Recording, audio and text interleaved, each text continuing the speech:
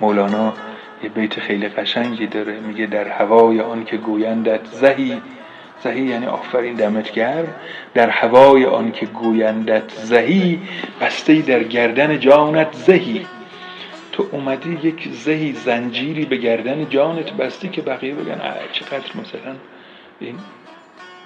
بنابراین انگار ما باید از تنهایی خوب و رابطه خوب صحبت کنیم و دفاع کنیم، به جای اینکه هر شکلی از تنهایی یا هر شکلی از رابطه رو به رسمیت بشناسیم.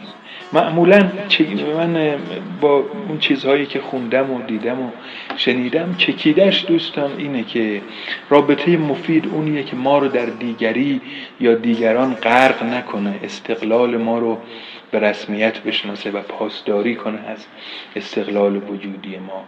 رابطه مفید اون چیزیه که دو سربرد باشه، تعاملی باشه، یک جور در واقع شیرینگ یا به اشتراک گذاشتن تجربه ها یا حداقل به اشتراک گذاشتن عواطف باشه، به ما کمک کنه که به خودمون به چشم یه پروژه نگاه بکنیم، یک پروژه‌ای که در حال تکمیله، نه یک در واقع پروداکت، یک محصولی که تمام شده و حالا باید همون، من شما رو اول ازدواج دیدم اینجوری بودید الان اونجوری شدید، شما تغییر کردید، میگیم آقا من هم در حال تغییرم، تو هم باید تغییر بکنی و فقط ابلهان هستن که تغییر ناپذیر هستن. بنابراین این پروژه هم جای مراقبت داره، هم کار و توجه جدی میطلبه و در واقع از این جهت این خیلی مهم است. خب تنهایی یعنی این که در واقع ما بتونیم به تنهایی از زیبایی ها، از اون مناظر طبیعی و غیر طبیعی لذت ببریم، حتی اگه هیچ کسی نباشه که ما بتونیم براش استوری بذاریم و در واقع شیر کنیم و فوروارد کنیم. این تنهایی مفید هست که ما توان و قدرت لذت بردن از چیزها و کسان رو داشته باشیم، فارغ از این که کسی مخاطبی وجود داشته باشه برای این یا نه. اینکه با خودمون صادق باشیم، خودمون رو دوست داشته باشیم و نسبت به خودمون مهربان باشیم. این تنهایی مفیدی هست. به تعبیر نیچه میگه ما یک نوعی از تنهایی داریم که بیماریه، یه نوع تنهایی هم داریم که ما رو از دست بیماران نجات میده و این حرف به نظر من قابل دفاعی است. یه نوع رابطه ما داریم که مجال با خود موندن و با خود بودن و خود بودن رو به ما نمیده و خودمون رو در ازدحام دیگران یا در سیطره دیگری گم میکنیم تا در واقع از خودمون فرار کنیم، تا یک نمایش دروغینی از خودمون به دیگران بدیم و به ازایش حالا تحسین و ستایش و آفرین دیگران رو به دست بیاریم. یکی میبینید برای فرار از جماعت گرایش به انزوا پیدا میکنه، شخصیتش اصلا یک شخصیت اجتنابی یا انتی سوشیال هست، ضد اجتماعی هست.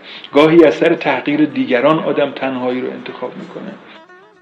طلبکاری از عالمیان باشه، فکر کنن که ما در واقع آسمان سوراخ شده و ما به زمین افتادیم و با دیگران متفاوتیم. تنهایی که از سر بدبینی باشه تنهایی خوبی نیست، تنهایی که از سر خودبینی باشه تنهایی خوبی نیست.